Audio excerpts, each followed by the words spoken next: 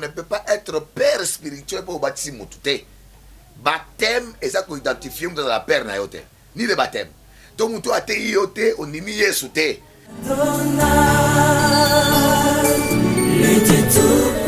Mais je doute fort qu'un père spirituel peut bloquer l'appel au ministère. Est-ce que l'appel, c'est pas lui qui appelle? Bienvenue sur ce nouveau numéro, chers fidèles téléspectateurs. Je vous salue de partout où vous êtes. Un grand merci au sacrificateur Francis Légerme. Je reçois encore le prophète Ben Rock que j'ai salué tout à l'heure. Bonjour prophète. Bonjour maman. Comment vous allez? Merci prophète. C'est un mingi ya koyamba bino lisusu na plateau na biso pona kolobela moi différence oyo eza entre père spirituel et fils. Qui est père et qui est fils? Tout le monde un peu au différencier biso. Ok, que Dieu soit loué. Je pense que différence entre père et fils, non, ça va réponse mi balé. Okay. Père, c'est un mot français. C'est lui qui agendre. Moto abotaka. Fils, alors muta uti na ba entra ya moto aboti. Voilà sur le plan français, hein? Papa, na mwana. Alors sur le plan spirituel, père spirituel et fils spirituel. Le père spirituel, c'est la personne oyo à la kisio malobayanzi. C'est lui qui t'a enseigné la parole de Dieu. Oyo a immergé semence ya parole katina yo. Faut comprendre cela. Parce qu'on ne peut pas être père spirituel pour baptiser Moutoute. Baptême, et ça qu'on identifie dans la père nayote. Ni le baptême. Donc Moutou a été yote, on y mis soute. Et ça Moutou a appelé ça l'équilibre dans la vie chrétienne. Celui qui t'enseigne la parole de Dieu, on a ses responsabilités ministérielles. C'est lui qui est père spirituel.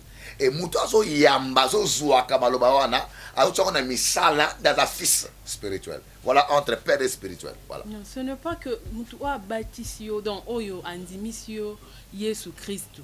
Il n'est pas ton père? Non, il n'est pas ton père spirituel. Comment? Parce que l'apôtre Paul, qui est la branche préliminaire de l'église, avait son fils spirituel qui s'appelait Timothée. Timothée était prêché. Timothée n'était pas païen. Paul a rencontré Timothée déjà chrétien, enfant de Dieu. Timothée était prêché par sa mère, baptisé par sa grand-mère. Mais l'apôtre Paul appelle Timothée mon fils. Sois reconnaissant de la grâce que tu as reçue de moi par l'imposition des mains et par plusieurs témoins. Donc, moto a tchona mai a tatana moli moté. Dans l'église, par exemple, il y a 5000 personnes.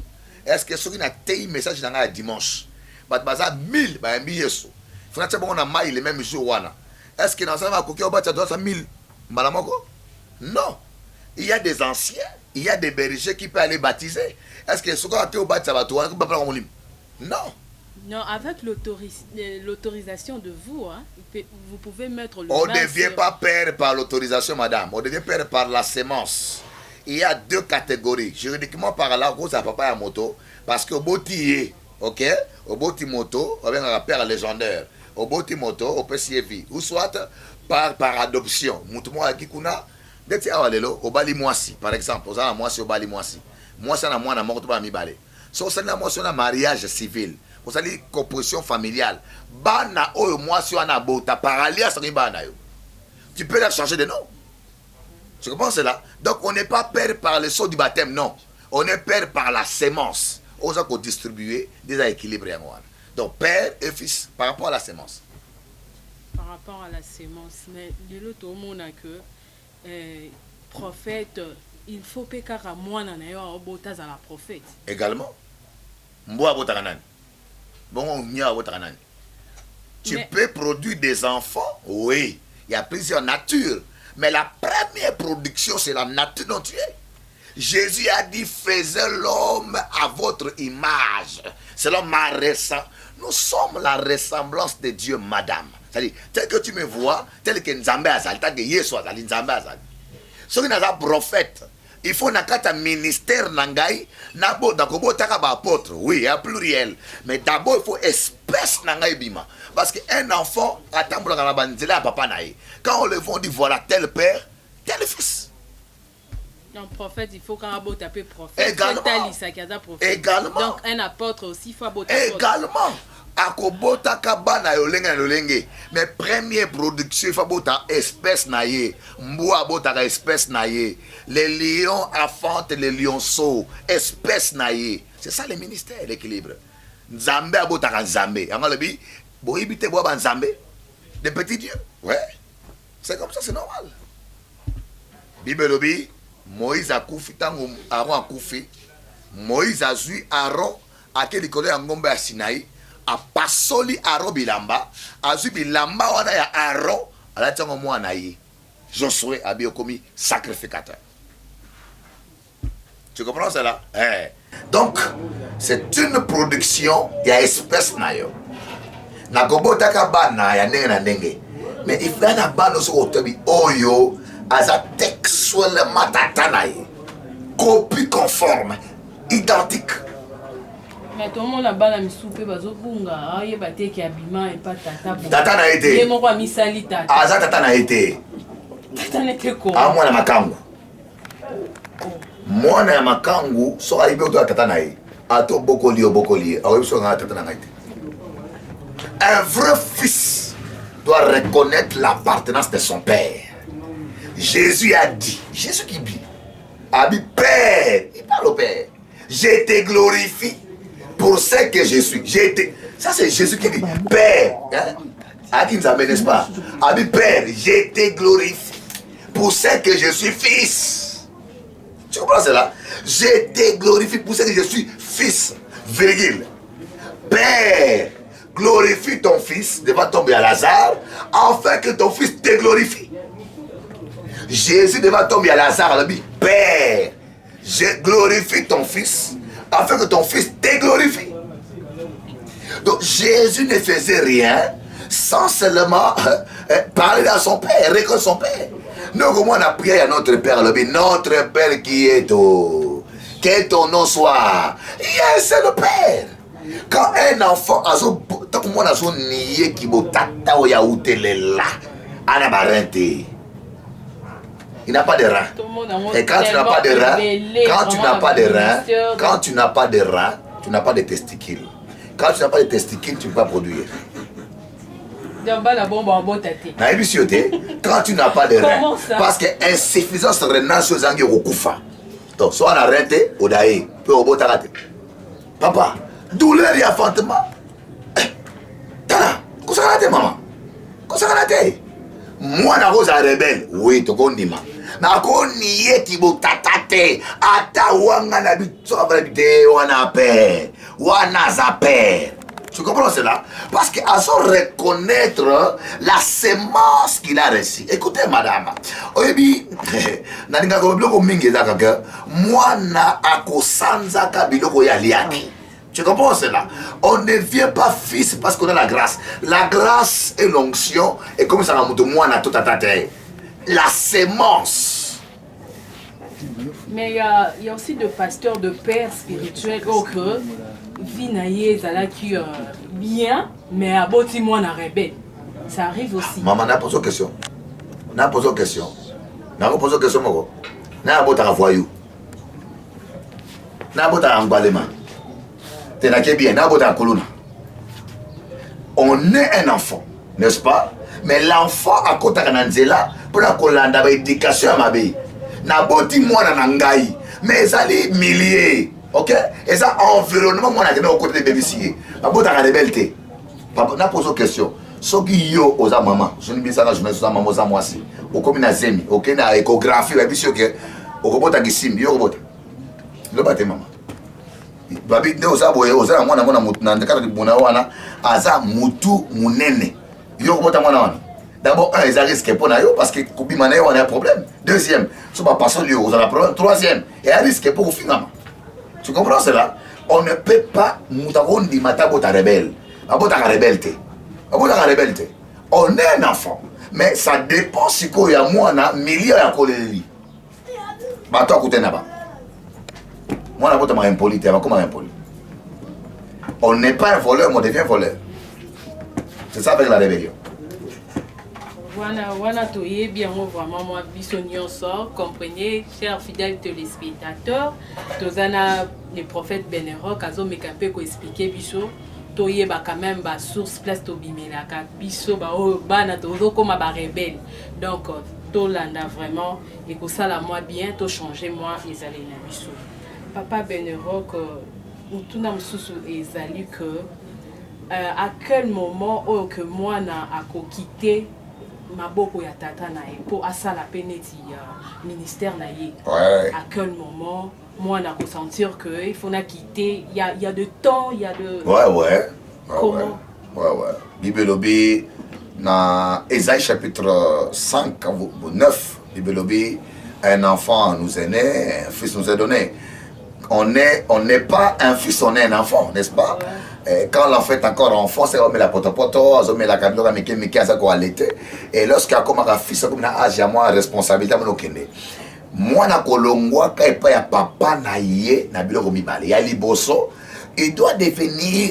responsable de sa propre vie comme on a capacité à auto-prise en charge ami baka et nazao soki na kei moya kozonga ezate deuxième élément papa kondima kotika mwana kende soka sentir que mwana sur dans langage na été on peut pas voir dans une même forêt deux rois ezalaka non ça dit ce qui est comme on a mwana molimo et que l'enfant ne prêche plus comme toi à comment tu es différemment na yo sa manière d'agir n'est plus exact sur la nenge ya yote pour éviter chevauchement il faut le libérer. Faut comprendre cela. Ouais, bah, élément de base. Mais il faut nzamboyo achio tata, achie moi na daka bolabini. Na mabete mais na malamu. Moi na koli akonsa musana ye. Mais attaque ataka na se ali papa nani. Tata na molimo. Mais tout le monde a appelé papa misusu que moi na se sentir ye moko ke na koli. Nakoki okende mais papa azolingate yo koli yo se sentir okoli lipa nga na sombelaka yo sengle nga na sombelaka yo yo moko tata crédit nga na sombelaka okoli wapi. Vous savez la responsabilité hein babeta kalso na ngo ça se sent hein même na église na biso moni biso ba église de réveil to na premier moko boye to peut ça ba responsabilité tellement prématurée hein moi muta comme diacre prématuré ancien prématuré à colaté donc à BDBD moi na 9 mois moi na 3 mois bah moi comme c'est ancien donc na mutu le rate il faut qu'on sentir responsabilité ce que moi na coli sa manière de parler et l'accent moi na coli oui quand j'étais un enfant à l'époque na camarade na moi si kala tous on ambula pour nga so ko ambula trop nga so mbule bandi pour ngai ba libérer ba silu kotina ba kobeta ka ba masolo mabe wana vina ngai mwana na ebia so kama nga zaki mo muke so to fani ka mbule bandi ko bena ngai ben di mai to no ba to so to ngai to so na so na mbula likamombe na moto e ate likamombe za litelikato na ke congé pas na biso et pas tata mwasi après trop mon ego zonga boye mbule bandi na benga ebo abo so na mbula comme ça ngino sukola hakenge iputa na tolo azui kati na kinga bia mwana ate akomi kokola on comprend le quoi akomi na âge à comprendre que mwana s'exposer sous exact tu comprends cela donc et puis monsieur se sent taqué pas à moto toi tu es dit kokola nini ba kola kana ba grâce pour le bomi église la grâce pasteur Akeyawa monte quitter au point 5 pour l'église il y a déjà la sensibilité et à moto musu mbala boye kala mbala boye ala ba souci na motema la pa papa ayi l'église soté okasi onction té et ça souci mobali on de côté liaison de okasi onction ko la bengai donc appel à ministère on ye obi mapo mama wana mbala boye ki azolela donc okasi ala nzambe té mobali déception je te dis la vérité mon église de terre wana bamuso akoya bamuso akosa akoyi na onction té tout n'est que c'est avec te baraton donc yo kasi akoyi pour onction té aliagité musu mobali sa boye kala tellement kana ba soko ba déception ba quelque comment briser décomposer et koufa déjà et puis bien aimé Dieu va te consoler alléluia alléluia on dit à Jésus te molimo te déception plus déception de matin donc voilà tu comprends cela et bien appel non on ne peut pas distinguer un appel parce que tu chantes bien pour na le m'a bien pour dire comme l'église n'engwana na yamba kitoko na beta clavier atoms yépe na dèche appel tout ça l'église à mission donc les gens se confondent avec leur musus on sent l'appel au ministère par leur qualification des degrés du message. Attends, papa son enfant dit moi na ngautia. Petit yo aokende. Nani na mabete nani na mabete. Donc ça dit que moi no yo a moi na ngame na santé à liro loke na moi no. De moi na kokende. Donc il faut na lokele mo extension. Wana ngate ke papa. Na lokata moi c'est limona ke le bois. Pour ça tiki awa et aux amours babitumba. Si qu'on nzambe pe alibité au lieu boke na station libérer à que ça musana. Mais sous mon autorité parce qu'on a la vivre et vivre. Nzambe ne pas le de la tata. Bon son nzamba leke pas tata te donc tata ozaka contre yo. Na posé question moko. Yo so mona batindi na kata ndako. Contrat de bail ya tata. Mais bon asitene ya comme mona. Te contrat de bail yo tata no sa contrat de bail. Ya location ndako mais bon asitene batina comme mona. Na bon agir des autres.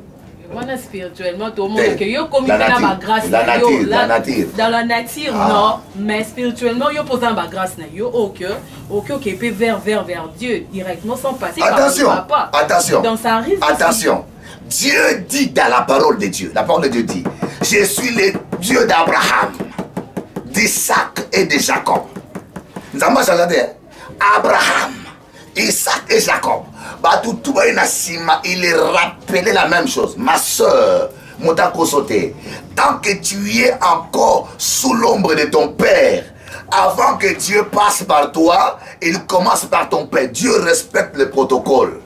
Dieu respecte le protocole. Mon loyer na komo na ngai, régie des eaux na komo na ngai, national na komo na ngai. Nzamba respecte la procédure wana.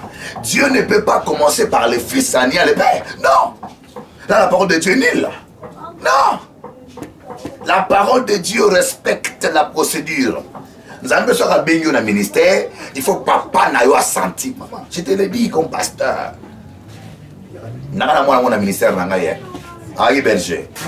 Petit, on a ce qu'on peut faire fonction. Courage à pas bouder. Et un des la vie. Nous avons constaté à Boué. Nous avons quitté la jeunesse. Nous avons pété mon onction. Basser on va pour ça on a pris tata moi sina ya pris fiancé na makango na ko do ba ko ba mi simplifier pour monika à toi jeunesse c'était pas ça que est mon pépé pas ba ko bio ça commence c'est la gloire qui commence alléluia on a français changé la gloire moi ba mon pépé changer mon français toi tata bon tu vas nous dire lelo ça commence c'est la gloire ou la puissance c'est comme ça et puis quand la vie on a avec toute cette enthousiasme au père vraiment ni besanga muke papa pour tout dire na bakita semaine te pe ngai ochanga moi jeudi mo ka pe pour moi na zo mata tia banga mata na mo pe moi na zo kufa de ko kufa pe na zo mata po pe ba timma so na yo ka mi ko don ko la ko mo bimela ngala ba ngai ko la bi obi pa mo so to lo ba na ka so mo na ngo men na tiki ga za bimela bon o te a jeudi amen amen o te a jeudi frère si bible na jeudi à matin a commis à coup papa 4 papiers duplicataires qu'il t'a dit a commis recto verso de haute à la conférence il y a Flaming Fire de conférence il y a Full Gospel International a commis ici à la Zui a kamati bik oi mo kapso a bik mo chopo a bik aux anama yoan a zo a koto na verset quand dit pas ici là allez pegae allez soirée de gloire mais bon comment on a zoté quand même le gars à berger ça m'a obimelaé. Oh, ça va. D'après la fin du bureau, on a maté bien avant. On a fait un peu la chaîne à haute salle moins pas. Nous avons raté battre louange. Louange to karawana alléluia kola nzamba kita molima nzamba kita wa. Modérateur a su parole. Bien-aimé. Oh, le kana boka ngoti alléluia. Modérateur. Oh, la zoti a biso nzamba, oh nzamba tindaye. Nzamba pakola uti ni kolo. L'homme à la langue brûlée, la bouche autorisée, alléluia. Fils de prophète. On a yabi nkolo les assom. Nous avons été sur wana. Kapsua biki c'est quoi qui kala. Bible les hommes mobile. Frère Martina cher, bien aimé. Oh, namoni papa nanga fandi wana papa. Ouais pas ah tout ça ni maman nous ça va tout ça le bord on tire le bord à droite, sur à gauche, au bamboli bon na ma moto ça ça wana ici. Frère Martina. Bien aimé. Aujourd'hui, alléluia, la puissance de la divinité. Ce que je veux dire, c'est que je Bien aimé, en attendant que je cherche d'abord, prenez psaume. Psaume, psaume que soit là, maman le faisait à santé. Frère, à sentir que 30 minutes de bébé. Alors, il faut comment papa. Si d'ailleurs c'est la Bible, moi. Comme quand on s'appelle la mosindote. C'est là où mon tata. C'est là où mon tata. C'est là où mon tata. Oh, les gars, mon tata n'avait pas le bien. Il a dit ok. Il ne voulait pas sur la divinité. Tenez la Bible. Je prends le micro, 5 minutes. La foule était debout. Et donc, je dis, on dit que autant à minute. Il y a aucun minute. Ce qui au coquille dans ma camoana te kosala te. Moi, je suis à Botaka et moi, je suis à Koki. Ce coquille te, Kobotate, au Koufa. Pour dégoûter ça makila. N'a pas ça robota. Et pas centimètre. Et il peut opération par ici. Au prophète Bénéroc, de mon hyper spirituel, le prophète maintenant Colina libéré. Oui, bien, je bénis beaucoup le Seigneur quand tu me dis ça parce que un enfant qui est sorti par la grande porte, on va sentir quand il parle de son père en agente. Et tu sauras que c'est moi son fils. Mon père spirituel m'a fait sortir par la grande porte et je suis pasteur dans mon ministère, mais je suis toujours fils dans ma communauté. Dans la place comme moi dans la communauté. Dans mon papa comme je veux. Mon père était en prison. Je partais chaque jour. Mon père était arrêté à ma présence. J'étais avec lui. Mon père était malade dans le centre de j'étais avec lui. Mon père est sorti de prison. J'étais avec lui. Mon père était à Kepoto, à Outipoto et Pono. J'étais avec lui. Je suis avec mon père parce que même papa n'a pas joué que moi dans la quand tu sors par la fenêtre, hein? On m'a la fenêtre à la soso. Nandeke. Devant la porte. Et la porte n'est au fond de la porte. C'est ça le principe. Et ne faut papa moli moluka confiné été. Ba combattre à payer. Maman la bien appelle un mot et c'est un zam. Moussa la mot et un zam. So bitumani so la boy nangai. Na boy nangai. La boy n'a bien misanga yote. Papa, c'est Dieu qui sonde le cœur et les qui me convainc. Yo so convaincre ngai mais bon la benga qui va convaincre ngai. Ko ya mon nom ma ben neti papa zo fini mais mais na bien na fini de boani yo. A moto a bengi yo a fini tenga so na fini ma beza. O a bengi yo a fungoli nga na fini. Bonga na nganza na legi. Si écoutez madame, l'appel de Dieu est banaka et ça irrévocable. Si Dieu t'appelle aujourd'hui, ndako boya mwazati. Atanga na boy so que ça appelle ya zambe. OK. Tu comprends cela? Mais a bengi yo wapi? Pose la ligne. Les dents de Jésus-Christ, ou les nez de Jésus-Christ, ou les cheveux de Jésus-Christ, pour dire que bien mes collègues. Centre évangélique, les dents saintes de Jésus. Vous savez comment dit la grande communauté, les jours spirituels, donc ma spirituelle, vraiment, titre aux les piétons de Jésus. Et les bras. Grâce c'était, parce que tout le monde on peut ce sont des prématurés, et pas prématurés, pas foutis, pas foutis. Écoutez, pour faire une église, il faut un mandat. L'appel est le moussous, mandat est le moussous. Moi, je suis un prophète, je suis un agent auxiliaire judiciaire. Je suis un corps judiciaire. Mais il y a des choses que nous avons battu. Pourquoi on a mandaté? Nous avons un TVT dans le bâtiment qui dit pas que un mandat. Il faut un mandat. Ceux qui n'ont pas mandaté à fonder pour la diffamation. Parce que nous avons mandaté. Quand on a bengi au salani, on a mandaté. Cette permis à exploitation aux anangwapi. D'ouverture. Et où dit alors là?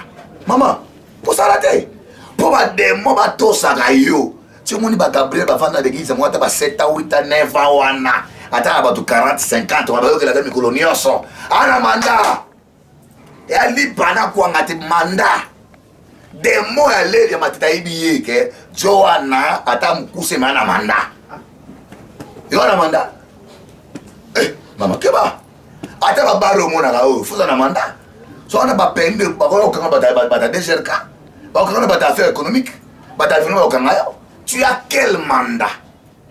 Bible le dit, Jésus a continué à maille bâtisse. Tant abimi, le ciel était ouvert, le mandat est venu. Celui-ci est mon fils. Alléluia. Donc ça dit, le ciel a témoigné Jésus. Celui-ci est mon fils bien-aimé, virgule, à qui j'ai mis toute mon affection. Après, écoutez-les.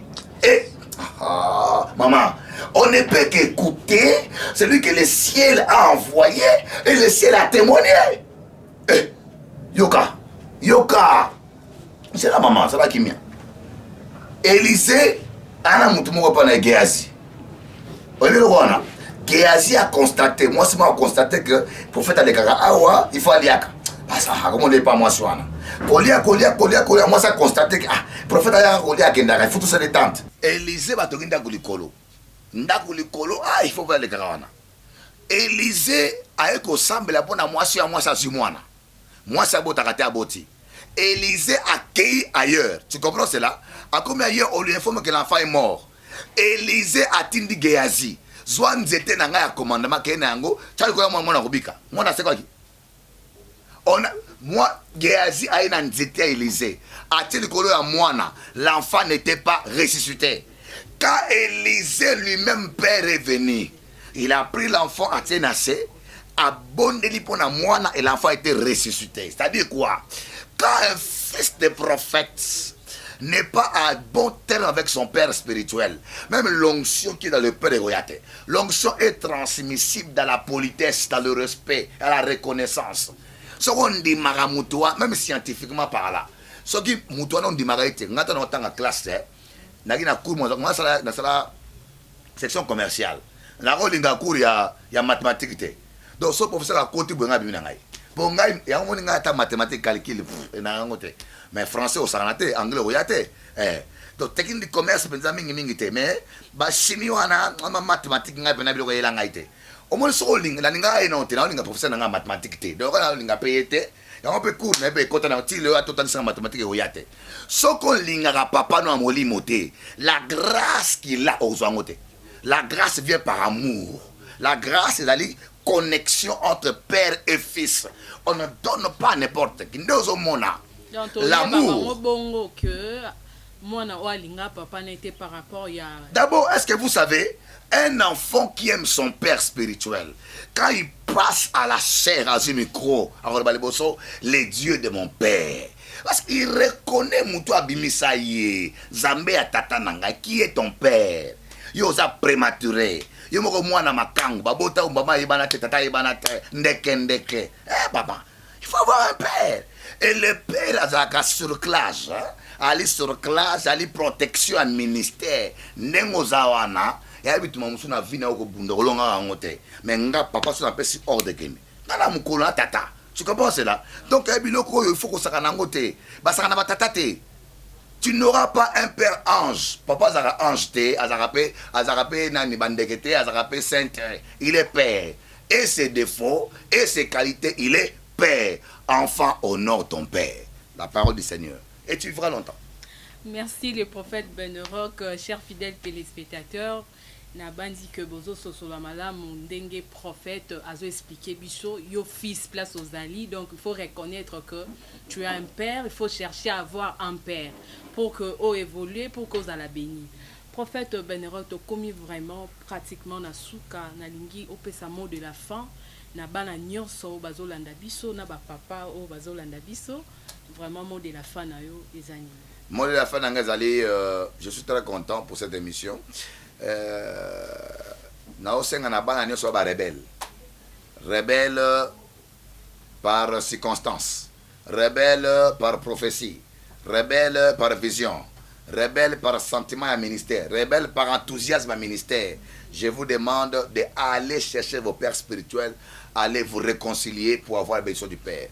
Et je bénis tous les pères, Oabotaba na molimo ataza rebelle atasa mabe akenda wapi, mais tu es père parce que botaye oana prééminence oana kokiwana ya kokanga pe ya kofungola. Et tant que père, je vous bénis, que Dieu vous bénisse. Et nous sommes là pour essayer d'éclairer des petits trucs.